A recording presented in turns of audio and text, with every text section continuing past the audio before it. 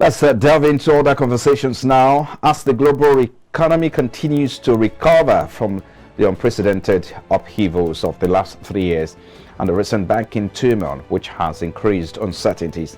The International Monetary Fund has projected that the world economy output growth will fall from 3.4% last year to 2.8% in 2023, before rising to 3% in 2024. The IMF, in its World Economic Outlook report released last Tuesday, shows that growth in emerging markets and developing economies is projected at 3.9% in 2023 and 4.2% in 2024, while China and India are projected to outperform this forecast, with the former projected to grow at 5.2% in 2023 and 4.5% in 2024, while the latter is expected to post 5.9% and 6.3% growth rates in 2023 and 2024 respectively. Now, the Brentwood institution noted that Nigeria's economic growth forecast will remain stable at 3.2%. So let's get talking now. How feasible is this, and what can Nigeria do to position for this projection? Mr. Idahosa, let's begin our conversation now by getting your view to the projection made by the IMF. So we have our guest, Gabriel Idahosa, Deputy President, Lagos Chamber of Commerce and Industry, joins us virtually now. Thank you for your time. We appreciate you for coming on board. Thank you. Now, so let's get started. Currently, much uncertainty seems to cloud the short and medium-term outlook as the global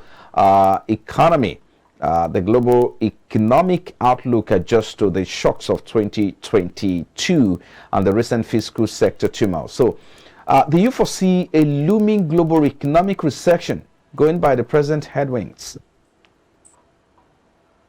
Well, the headwinds are there, and the present outlook will inform the future outlook. If you look at the time frames, if you say the outlook for this year, it will globally, will the Ukraine-Russia war end before the end of the year, for example?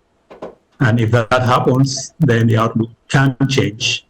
If that doesn't happen, then the future outlook will be pretty much what we are seeing and is being projected.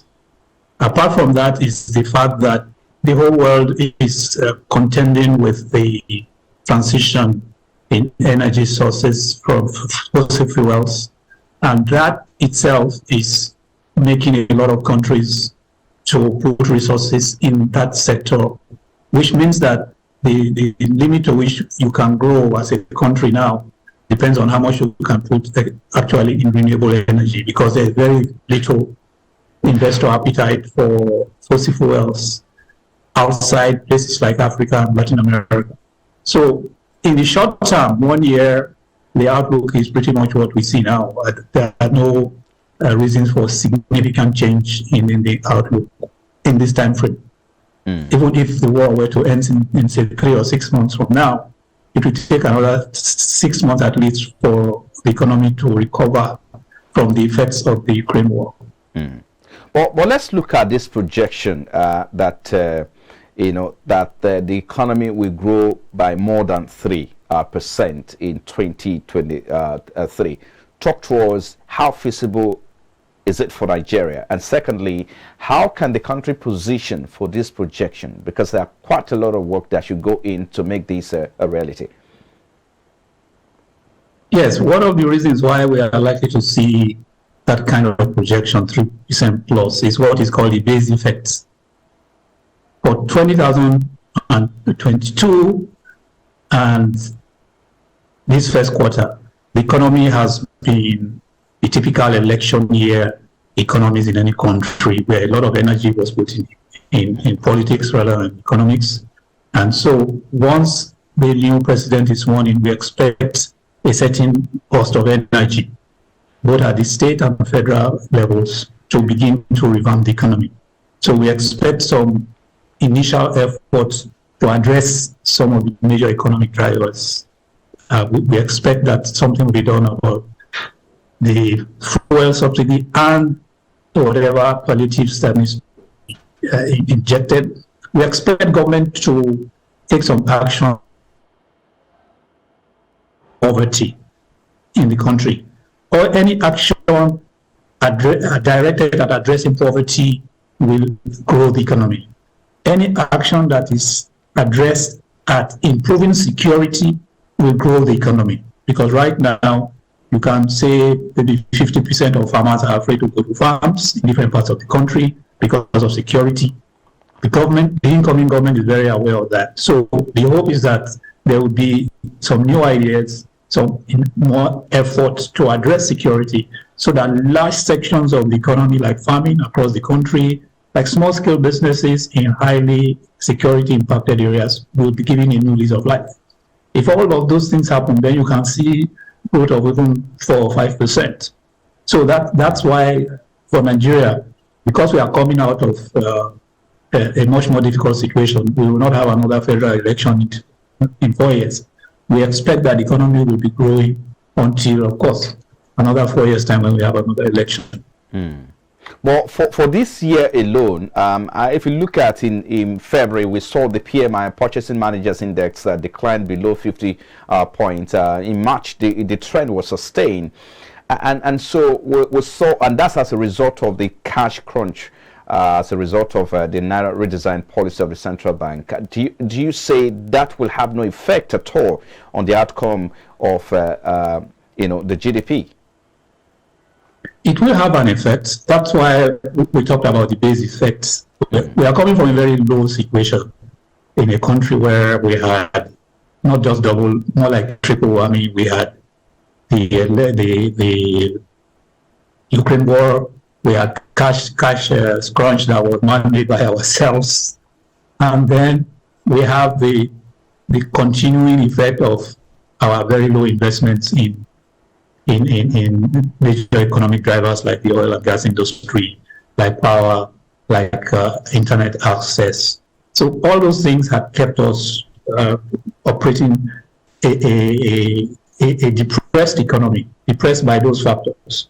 We hope that as from this quarter, this second quarter, there will be gradual change in those drivers.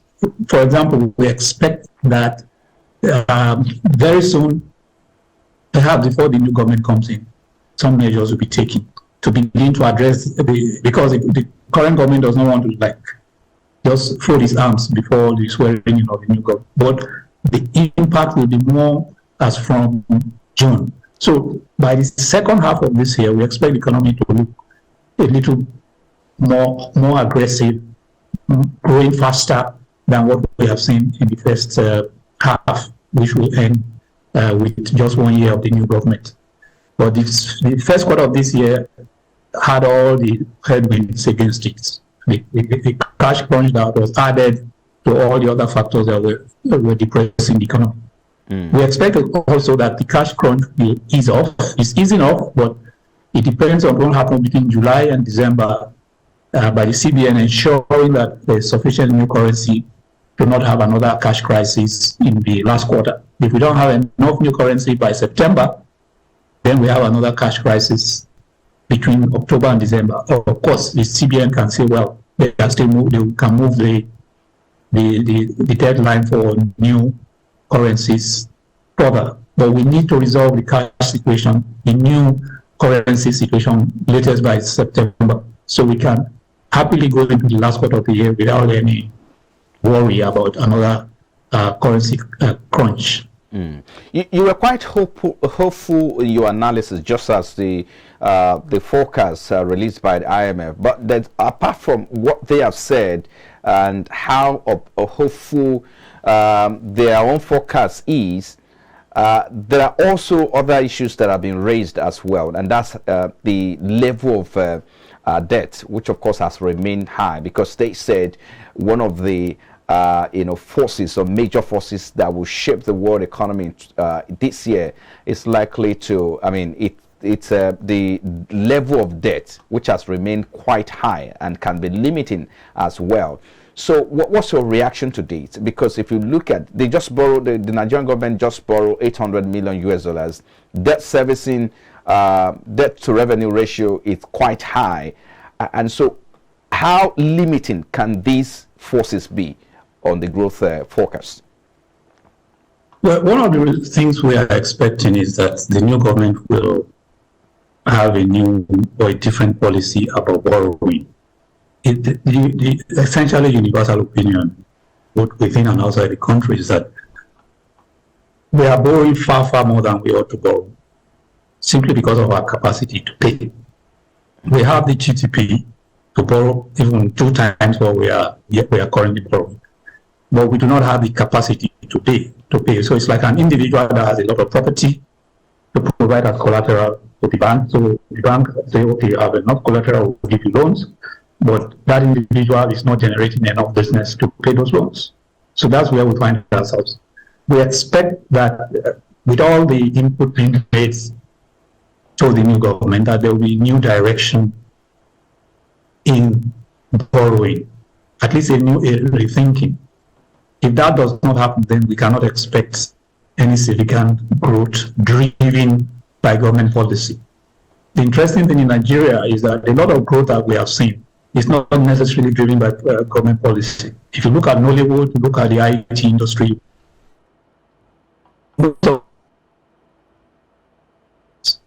in fact, growing in spite of bad government policies, of anti-business policies. So what we expect is that generally the new government, the signs are that they are going to be very, very pro-business.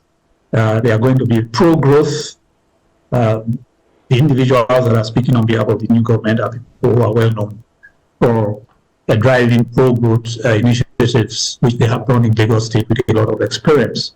So there's optimism that we will see a general policy environment that will be much more conducive for the growth of the economy. But that again is a hope until the new government is there, and particularly we see the individuals that are assigned to economy facing agencies like the Ministry of Finance, the Ministry of Trade and Industry, the export promotion, the investment promotion, the mining portfolios. When we have people who not only standing but a clear commitment to drive economic growth, we expect to see some big changes in the near term. At least 6 months after the new government comes, we expect to see some changes. Okay, permit me to jump in here. I mean, you talk about the new government. By now, we're supposed to start hearing what the government is doing in terms of building his team of economic advisors. We've not seen that yet. Are you worried that we may see a repeat of what happened in 2015, where the current government, when they came in, it took them quite a long time before they could put their team together? We've not seen that now. By now, expectations are that we should start seeing, names, by the government and seeing some team being put together. We've not seen that yet. I'm asking because of how hopeful you are, and in terms of what the next government is going to do. That's one. Secondly, give us your outlook as you try to wrap up now. The CBN, of course, have been maintaining the interest rate upward in the last few sessions. So talk to us. What's your outlook for that? What are they going to do differently in the MPC May that is coming? Yes, this May. So what is your position as regards what they've been doing, maintaining their stance and raising interest rate? For the new government, I think I can say that the business community is aware of a lot of things that are happening quietly around the president-elect and the initiatives that have been put in place. I just suspect that because of the court cases that are still there, the president-elect is deciding to work very quietly, but the business community is certainly aware of a lot of work that is being done behind the scene. And certainly, almost certainly, you will not have the kind of delay in the government hitting the ground running as the common cliche. In fact, I can say the incoming government has hit the ground running already, but a lot of things are being kept in wraps, presumably because they don't want to seem to be jumping the gun of the judiciary. They want the judiciary process. But it's almost certain that if the judiciary concludes the process before May 29, almost a day after that, you will see a lot of announcements and a lot of initiatives. Okay. On the interest rates, certainly the CBN has no option because inflation is riding at 23%. There are only two options: keep the rate and hope the inflation will not go faster than what it is, or continuously increasing the rates as inflation continues to rise. Okay. Well, I think we should leave it there. Thank you so much, Gabriel Dahosa. He's Deputy President, Lagos Chamber of Commerce and Industry. We appreciate your time on the program today. Thank you. Yeah. You'll be watching Business Breakfast. We're broadcasting live from our studios here in Lagos. Still to come after the break. Nigeria's currency in circulation hit 1.68 trillion at the end of March, despite Central Bank of Nigeria Naira redesign policy.